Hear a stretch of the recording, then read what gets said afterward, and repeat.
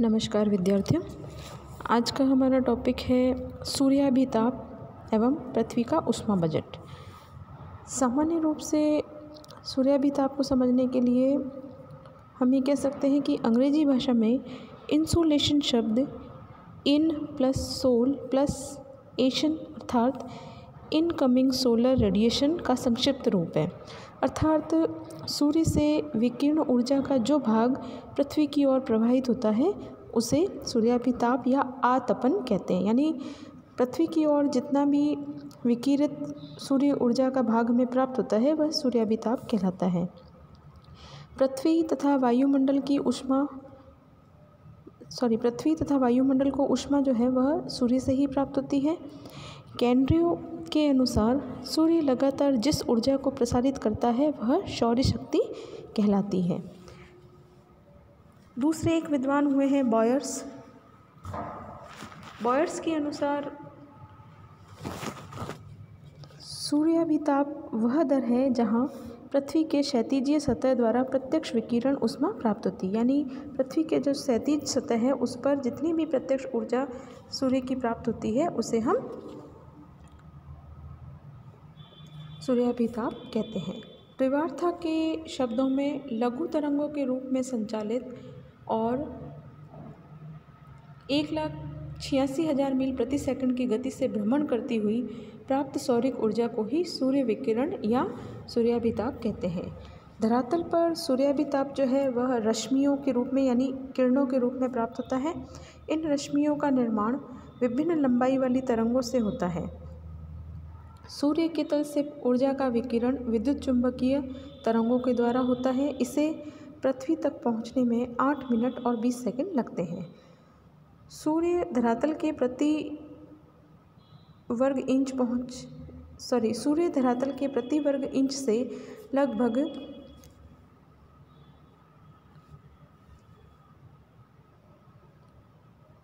10,000 अश्वशक्ति विकिरण ऊर्जा प्राप्त होती है। पृथ्वी तथा सूर्य के बीच औसत दूरी जो है वो 149 मिलियन किलोमीटर है।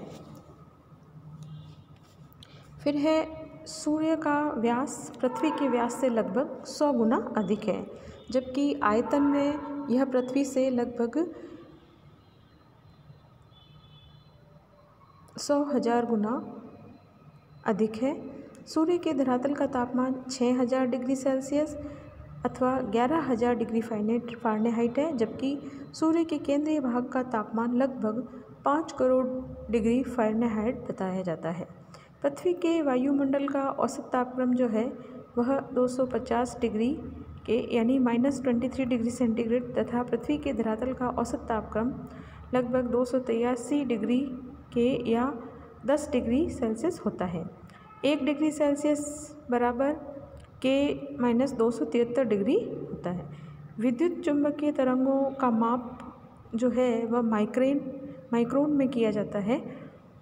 बायर्स के अनुसार लंबाई के आधार पर जितनी भी विद्युत चुंबकीय तरंगें हैं उनको 3 भागों में बांटा गया है। सबसे पहले है लघु तरंगें। इन तरंगों को पराबैंगनी किरणें कहते हैं। इनकी लंबाई लगभग 0.44 माइक्रोन से कम होती है। ये वायुमंडल की ऊपरी परत से ओजोन गैस तथा ऑक्सीजन गैस द्वारा शोषित कर ली जाती है। ये तरंगें संपूर्ण सूर्य शक्ति का केवल 6% ही होती है। इनमें से केवल 2% भाग ही धरातल पर आता है।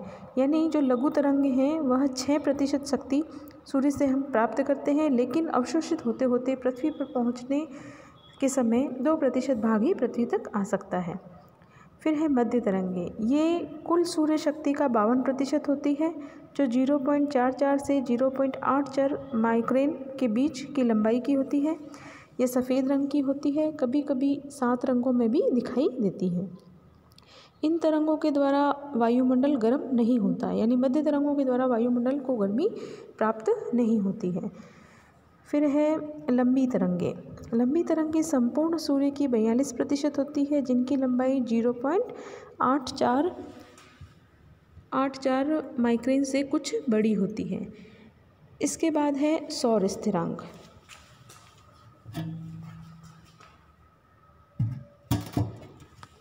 सौर स्थिरांक जो है वह उसे समझने के लिए हम ये कह सकते हैं कि सूर्य से विकीर्ण होने वाली ऊर्जा की मात्रा जो है वह स्थिर होती है। हमारे वायुमंडल की बाह्य सीमा पर प्राप्त होने वाली ऊर्जा का अनेक बार अनेक स्थानों पर निरीक्षण किया जाता है, यानी अलग अलग जगह पर सूर्य से जो प्राप्त ताप होता है उसका निरीक्षण करते हैं, किंतु उसकी मात्रा में विशेष अंतर नहीं पाया जाता है। अमेरिका की वेधशालाओं में भी लगातार कई वर्षों से सौर स्थिरांक की नापजोख की गई है, अतः सौर स्थिरांक का प्रमाणिक मान जो है वह 1.94 ग्राम कैलोरी प्रति वर्ग सेंटीमीटर निर्धारित किया है। कैलोरी ऊष्मा की उस मात्रा को कहते हैं जो 1 ग्राम पानी का ताप 14.5 डिग्री सेल्सियस से तथा 15.5 डिग्री सेल्सियस तक बढ़ाने के लिए आवश्यक है। अतः सौर स्थिरांक को इस प्रकार परिभाषित कर सकते हैं। सूर्य से औसत दूरी पर स्थित पृथ्वी के वायुमंडल के बाह्य भाग में 1 वर्ग सेंटीमीटर धरातल पर 1 मिनट तक लंब रूप में पड़ने वाली सौर किरणों से प्राप्त विकिरण ऊर्जा की मात्रा को हम सौर ऊष्मांक या सौर स्थिरांक कहते हैं। एक बार फिर से सुनिए विद्यार्थियों, सूर्य से औसत दूरी पर स्थित पृथ्वी के वायुमंडल के बाह्य भाग में, यानी वायुमंडल के बाह्य भाग में 1 वर्ग सेंटीमीटर धरातल पर 1 मिनट में लंबवत रूप में पड़ने वाली सौर किरणों से प्राप्त विकिरण ऊर्जा की मात्रा को ही सौर स्थिरांक कहते हैं। चूँकि सौर तल पर होने वाले विभिन्न प्रकार के उपद्रवों के कारण उससे विकिरण ऊर्जा की मात्रा घटती रहती है, अतः सौर स्थिरांक में भी अल्प मात्रा में परिवर्तन होता है। इस परिवर्तन का औसत 2 से 3% से अधिक नहीं होता है। अब है धरातल पर सूर्यताप का औसत वितरण। धरातल पर सूर्यताप का वितरण सभी स्थानों पर समान रूप से नहीं पाया जाता है। वितरण की दृष्टि से इसे 2 भागों में बांटा गया, यानी कि धरातल पर जो सूर्य का ताप है वह किस तरह से अलग अलग स्थानों पर अलग अलग प्राप्त होता है उसके बारे में बताया गया है। तो उसे हम 2 भागों में बांटते हैं। पहला है देशांतर रेखाओं के आधार पर और दूसरा है चुने हुए अक्षांशों के आधार पर। देशांतर रेखाओं के आधार पर में सबसे पहले है वार्षिक। सूर्याभिताप की सर्वाधिक मात्रा विषुवत रेखा के पास प्राप्त होती है। जैसा कि हम जानते हैं भूमध्य रेखा पर सूर्य जो है वह सीधा चमकता है, और जैसे जैसे ध्रुवों की ओर इसकी मात्रा में जैसे जैसे हम ध्रुवों की ओर जाते हैं इसकी मात्रा में कमी आती जाती है। ध्रुवों के पास सूर्याभिताप की मात्रा भूमध्य रेखा पर पाए जाने वाली मात्रा का 1/40 भाग होता है, यानी ध्रुवों तक जाते जाते ये जो सूर्यताप है वह कम हो जाता है। इसका प्रमुख कारण है सूर्य किरणों का पृथ्वी के साथ बनने वाला कोण एवं सूर्य प्रकाश की अवधि, यानी जहाँ पर सूर्य बहुत देर तक या सीधा चमकता है वहाँ पर तापमान अधिक प्राप्त होगा, जहाँ पर कोणीय स्थिति में चमकता है या तिरछी जहाँ पर किरणें पड़ती हैं वहाँ पर तापमान कम होगा। फिर है विषुव। बसंत व शरद विषुव, यह स्थिति मार्च और सितंबर में होती है। जब सूर्य भूमध्य रेखा पर लंबवत चमकते हैं तो इस समय जो दोनों गोलार्धों में सभी अक्षांशों पर क्या है, एक तरह का सभी अक्षांशों पर लगभग समान सूर्य प्रकाश प्राप्त होता है। यानी भूमध्य रेखा पर तो सीधा चमकता है, लेकिन उसके आगे ध्रुवों की ओर जैसे जैसे हम जाते हैं, चाहे उत्तरी गोलार्ध हो चाहे दक्षिणी गोलार्ध हो, तो उसकी तरफ जाने पर सभी अक्षांशों पर तिरछे रूप में समान सूर्य प्रकाश मिलता है। अन्य जलवायु दशाएं भी दोनों गोलार्धों में लगभग समान ही होती हैं। फिर है संक्रांति। ग्रीष्म और शीत ऋतु संक्रांति, ग्रीष्म संक्रांति या शीत ऋतु संक्रांति। यह स्थिति जून तथा दिसंबर में पाई जाती है, क्योंकि जून में सूर्य जो है वह कर्क रेखा पर चमकता है, जबकि दिसंबर में मकर रेखा पर लंबवत चमकता है। इन दोनों ही स्थिति में दोनों ही गोलार्धों में सूर्याभिताप का असमान वितरण होता है।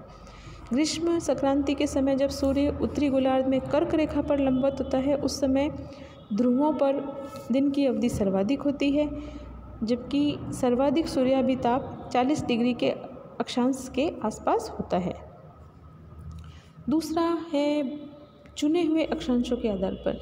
यदि ग्लोब पर वार्षिक सूर्याभिताप के अक्षांशीय वितरण पर हम ध्यान दें तो उसके आधार पर कुल 3 मंडल बनते हैं। सबसे पहला बनता है निम्न अक्षांशीय या अयनवर्ती मंडल।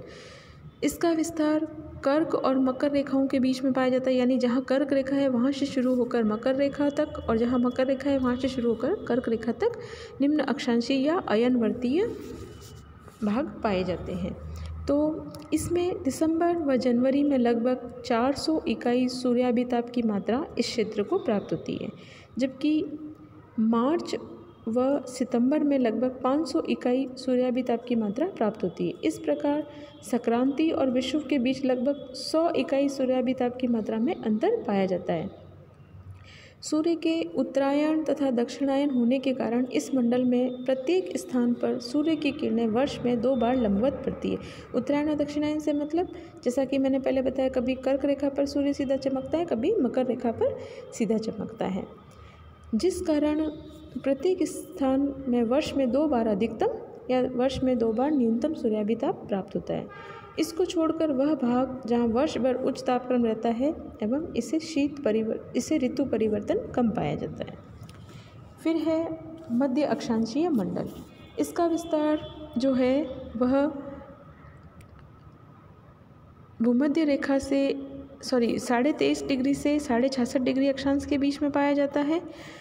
न्यूनतम सूर्याभिताप की लगभग यहाँ पर 100 इकाई दिसंबर और जनवरी में प्राप्त होती है, जबकि अधिकतम सूर्याभिताप लगभग 500 इकाई जून में प्राप्त होती है, यानी 23.5 डिग्री पर जून में सूर्य एकदम तेज चमकता है। 2 संक्रांति के बीच लगभग 400 इकाई का अंतर होता है, जबकि एक संक्रांति तथा एक विषुव के बीच 200 इकाई सूर्याभिताप का अंतर पाया जाता है। वर्ष में किसी भी समय सूर्याभिताप अनुपस्थित नहीं रहता है, अर्थात वह कभी भी शून्य तक नहीं पहुंचता है। इस मंडल के प्रत्येक स्थान पर वर्ष में 1 बार अधिकतम और 1 बार न्यूनतम सूर्याभिताप की मात्रा पहुंचती है। फिर है तीसरा उच्च अक्षांशीय या ध्रुवीय मंडल।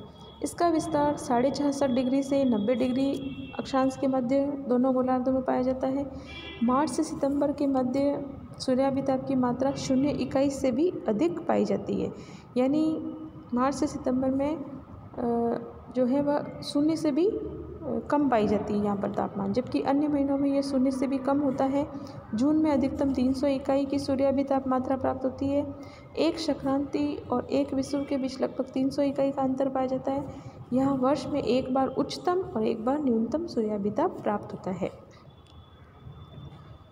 फिर है सूर्याभिताप को प्रभावित करने वाले कारक। किसी निश्चित स्थान पर सूर्याभिताप की मात्रा ऋतु तथा वायुमंडलीय दशाओं के अनुसार घटती बढ़ती रहती है। धरातल पर सूर्य से प्राप्त होने वाली ऊर्जा की मात्रा को निम्नलिखित खगोलीय तथा भौतिक कारक निर्धारित करते हैं। सबसे पहला है सूर्य की किरणों की कोणीय स्थिति या आपतन कोण। इसके अंतर्गत हम ये समझ सकते हैं विद्यार्थियों की, हम ये जानते हैं कि भूमध्य रेखा पर सूर्य सीधा चमकता है, तो जितने भी उत्तरी ध्रुव और दक्षिणी ध्रुव में जितने भी अक्षांश हैं उन पर सूर्य जो है वह तिरछे कोण बनाता है, अतः यहाँ पर किरणें जो है वह तिरछी पड़ती है तो सूर्याभिताप भी कम पड़ता है, क्योंकि किरणों को वायुमंडल की अधिक दूरी तय करनी पड़ती है। उनकी अधिक ऊर्जा रास्ते में ही खत्म हो जाती है और सूर्य की किरणें जो है वह भूमध्य रेखा पर सीधी पड़ती है तथा ध्रुवों की तरफ जाने पर उनका तिरछापन बढ़ जाता है। सूर्य की किरणों का कोण धरातल के साथ जितना अधिक होगा सूर्य की मात्रा उतनी ही अधिक होगी, यानी जैसे जैसे तिरछापन सूर्य की किरणों का बढ़ता जाएगा वैसे वैसे तापमान जो है वह कम होता जाएगा। यद्यपि धरातल का कम भाग इसको प्रभावित होता है, सूर्य की किरणों का धरातल के साथ बनने वाला कोण यदि कम होता है तो उस स्थिति में धरातल का अधिक भाग सूर्याभिताप से प्रभावित होगा। फिर है दिन की अवधि। दिन की अवधि जो है वह दिन की अवधि अधिक होने पर सूर्याभिताप की मात्रा जो है वह अधिक प्राप्त होगी। जैसे भूमध्य रेखा पर वर्ष भर दिन और रात जो है वह 12 घंटे के होते हैं, क्योंकि सूर्य सीधा चमकता है। 21 मार्च और 23 सितंबर को जब सूर्य की किरणें भूमध्य रेखा पर लंबवत पड़ती है तब पृथ्वी पर सर्वत्र रात और दिन 12 घंटे के हो जाते हैं। तो 21 जून को उत्तरी गोलार्ध में सबसे बड़ा दिन होता है, जबकि दक्षिणी गोलार्ध में सबसे बड़ी रात होती है। ग्रीष्म व कर्क संक्रांति को उत्तरी ध्रुव पर 24 घंटे का दिन और दक्षिणी ध्रुव पर 24 घंटे की रात्रि होती है। इसके विपरीत शीत और मकर संक्रांति में दक्षिणी ध्रुव पर 24 घंटे का दिन और उत्तरी ध्रुव पर 24 घंटे की रात्रि होती है, यानी दिन छोटे होने लग जाते हैं और रातें बड़ी होने लग जाती हैं। फिर है पृथ्वी से सूर्य की दूरी। पृथ्वी जो है वह अंडाकार पथ पर सूर्य की परिक्रमा करता है। इससे सूर्य से उसकी दूरी में परिवर्तन होता रहता है। औसत रूप से सूर्य तथा पृथ्वी के बीच की दूरी जो है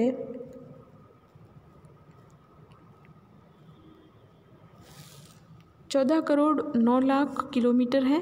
3 जनवरी को पृथ्वी एवं सूर्य के बीच की निकटतम दूरी जो है वह 14 करोड़ 7 लाख किलोमीटर पाई जाती है। इस स्थिति को उपसौर कहते हैं।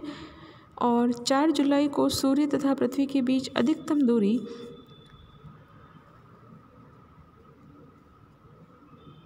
15 करोड़ 20 लाख किलोमीटर पाई जाती है। इस स्थिति को अपसौर कहते हैं, यानी सूर्य से जो पृथ्वी की दूरी है वह कम होती है उसे उपसौर कहते हैं और अधिक होती है उसे अपसौर कहते हैं। साधारण नियमों के अनुसार अधिकतम दूरी होने पर न्यूनतम तापमान और निकटतम दूरी होने पर अधिकतम तापमान होना चाहिए, जबकि यह स्थिति बिल्कुल उल्टी होती है। जनवरी के महीने में जब पृथ्वी सूर्य से निकटतम दूरी पर होती है तो उस समय उत्तरी गोलार्ध में शीतकाल के स्थान पर ग्रीष्मकाल होना चाहिए। इसी तरह जुलाई में ग्रीष्मकाल के बजाय शीतकाल होना चाहिए, लेकिन वास्तव में यह स्थिति दिन की अवधि व आपतन कोण के कारण होती है। हाँ, इतना अवश्य है कि 3 जनवरी में उत्तरी गोलार्ध में 7% कम ठंडक हो जाती है और दक्षिणी गोलार्ध में 7% अधिक गर्मी हो जाती है। फिर है सौर कलंक। सौर कलंक जो है वह सूर्य की सतह पर दिखाई देने वाले धब्बों की संख्या को कहते हैं। तो सूर्य की सतह पर जितने भी धब्बे हैं इनकी संख्या जब अधिक होगी तो सौर विकिरण की तीव्रता में वृद्धि होगी। इनकी संख्या कम होने पर विकिरण में न्यूनता दिखाई पड़ती है। कुछ वैज्ञानिक सूर्य के धब्बों का 11 वर्षीय चक्र मानते हैं। कुछ के अनुसार इन धब्बों की संख्या में होने वाले परिवर्तन की अवधि 7 से 11 वर्ष है। अभी तक यह निश्चित नहीं हो पाया है कि भी सौर विकिरण की भिन्नता का पृथ्वी की जलवायु पर किस सीमा तक प्रभाव पड़ता है। इसके अलावा सौर धब्बों का प्रभाव किस स्थिति में कम और किस स्थिति में अधिक होगा, इसका भी निश्चय करना मुश्किल है। फिर है वायुमंडल का प्रभाव। वायुमंडल में धूलकण, गैस, जलवाष्प आदि होते हैं जो सौर विकिरण या सूर्याभिताप का शोषण कर लेते हैं, उनका परावर्तन कर देते हैं, बिखराव कर देते हैं। तो वायुमंडल में गुजरने वाली सूर्याभिताप की किरणों का शोषण, परावर्तन और बिखरन 3 बातों पर निर्भर करता है। एक तो वायुमंडल की पारदर्शकता, दूसरा सूर्य किरणों का पृथ्वी पर कोण और तीसरा अवरोधक पदार्थों की मात्रा। अतः वायुमंडल में जितनी शुद्धता होगी उतना ही अधिक सूर्याभिताप पृथ्वी को आसानी से मिलेगा, अन्यथा वह रास्ते में ही उनका अवशोषण कर लेगा। जितनी अधिक वायुमंडल में अशुद्धता होगी उतना ही कम सूर्याभिताप पृथ्वी तक पहुँचेगा। फिर है स्थल व जल का प्रभाव। जल की अपेक्षा स्थल भाग जो है वह ताप का कुचालक है।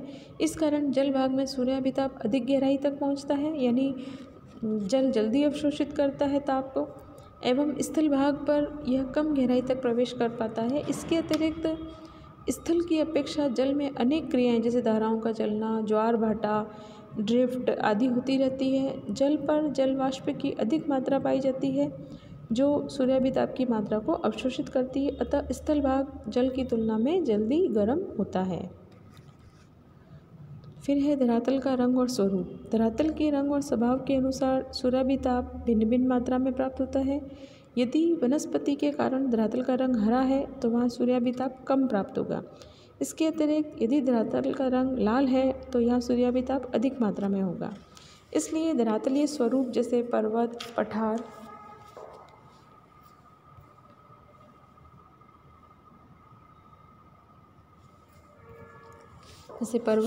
मैदान आदि सूर्याभिताप अलग अलग मात्रा में प्राप्त होते हैं। जैसे काले कपड़े पहनते तो हमें गर्मी ज़्यादा लगती है, तो कहने का मतलब रंगों का भी सूर्याभिताप पर विशेष प्रभाव पड़ता है। मैदानों की अपेक्षा पर्वतों की अनुकूल ढालों पर सूर्याभिताप अधिक प्राप्त होता है।